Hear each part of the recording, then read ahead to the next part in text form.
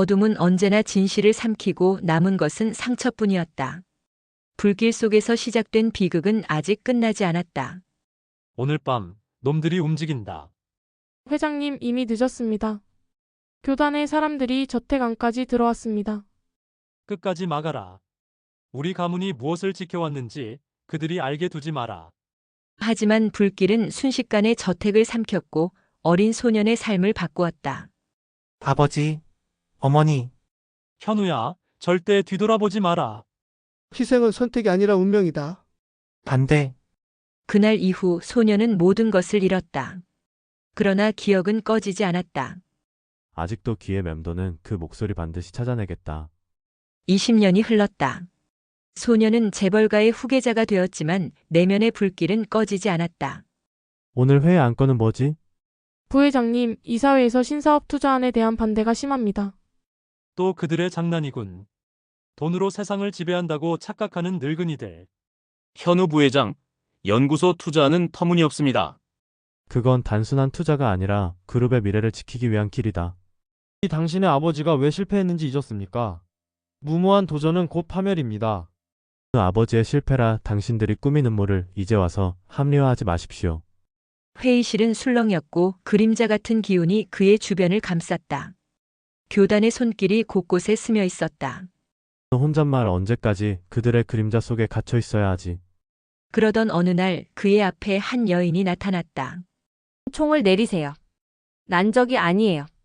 날 배신하는 게 적이 아니라고? 교단 당신도 알고 있잖아요. 누구지 당신? 진실을 쫓는 사람. 당신처럼 모든 것을 잃은 사람. 운명은 그렇게 두 사람을 마주 앉혔다. 하나는 재벌의 후계자, 하나는 진실을 좇는 추적자. 날 따라다니지 마라. 이건 내 싸움이다. 아니요. 이건 우리 모두의 싸움이에요. 당신 혼자선 이길 수 없어. 당신 도대체 뭘 알고 있는 거지? 당신이 찾고 있는 것보다 더 큰 비밀. 그리고 그 비밀은 곧 당신을 삼킬 겁니다. 서울의 불빛 아래 두 영혼의 그림자가 겹쳐지기 시작했다. 그리고 또 다른 비극의 서막이 열리고 있었다. 도시는 불빛으로 가득했지만 어둠은 여전히 살아있었다. 진실을 감춘 그림자는 보이지 않는 곳에서 자라고 있었다. 위치 확인. 보안 감시선 2차 우회 성공. 위험합니다, 지은 씨. 연구소는 그룹 직속 경호팀이 지키고 있어요. 두려움 때문에 진실을 멈출 순 없어. 그녀는 서류철 하나에 시선을 고정했다. 낯익은 문양, 불길한 상징. 20년 전 화마 속에서 울려 퍼진 그것이었다. 역시 이 문양 교단이 맞아. 거기 누구야? 숨죽이며 들켰군. 순식간에 어둠 속에서 몸싸움이 벌어졌다. 그러나 예상치 못한 목소리가 울려왔다. 그만해라. 부회장님, 이 여자가 연구소를 침입했습니다. 물러나라. 이 여인은 내가 직접 묻겠다. 두 사람의 시선이 마주쳤다. 불신과 경계, 그러나 어딘가 닮은 듯한 분노가 뒤섞였다. 대체 뭐지? 왜 우리 그룹의 연구소에 숨어든 거냐? 당신도 알잖아. 이 문양 당신 가족을 불태운 그날 남아있던 흔적. 분노 함부로 입에 올리지 마라. 그건 내가 감당할 이야기가 아니다. 감당해야 하는 건 나야. 내 가족도 그 불길에서 사라졌으니까. 잠시 흐른 정적은 과거의 상처를 공유한 자들만이 느낄 수 있는 묘한 공기로 바뀌었다. 내 가족도? 그래. 그래서 난 교단을 쫓아왔다. 진실을 드러내기 위해서. 허튼 짓이다. 교단은 쉽게 움직이지 않아. 너 같은 개인이 상대할 상대가 아니야. 당신 혼자서도 불가능해. 둘 다 상처를 입었으니까 협력해야지. 현우의 눈빛은 흔들렸다. 그러나 오래된 상처는 쉽게 믿음을 허락하지 않았다. 믿음을 강요하지 마라. 이 사회에서 믿음은 배신의 다른 이름일 뿐이다. 배신이 두렵다면 더더욱 진실을 잡아야 해.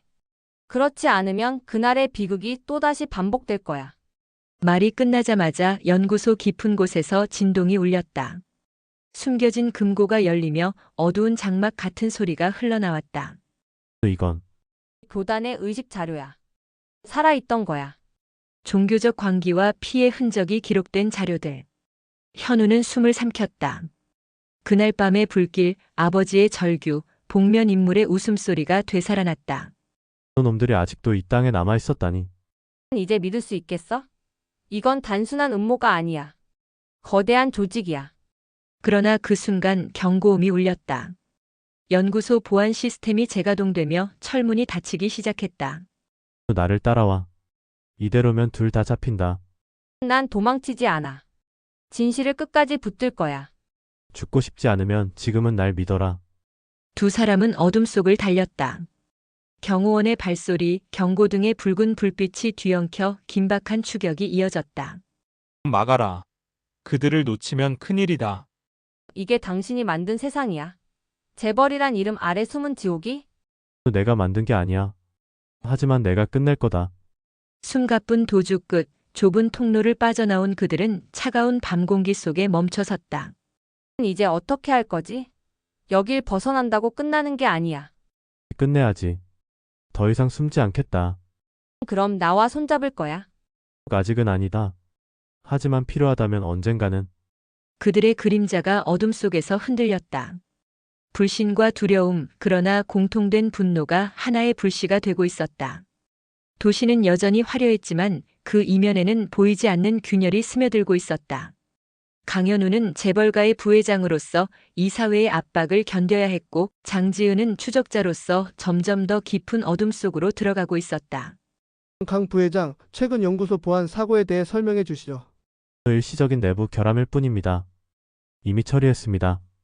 처리했다고. 외부인이 침입했는데도 그것이 단순 결함이라고. 내가 책임지겠다고 했습니다.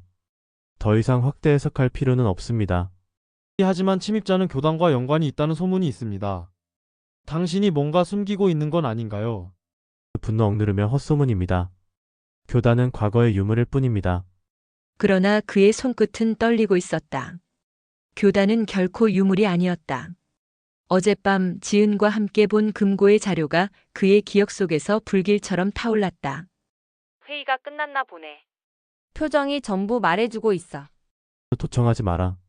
비웃으며 도청이 아니라 관찰이야. 넌 이미 교단의 흔적을 봤잖아. 이제 숨길 수 없어.